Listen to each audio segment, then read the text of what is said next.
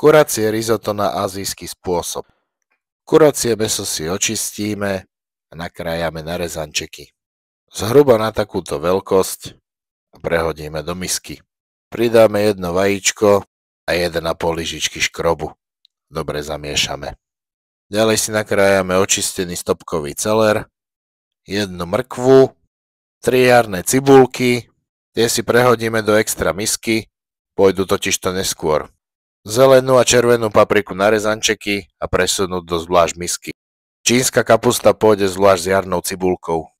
Zarobíme si omáčku, 3 lyžice sojovej omáčky, lyžica hojsin omáčky, lyžica ústricovej omáčky a 3 lyžice vody. Dobre zamiešať.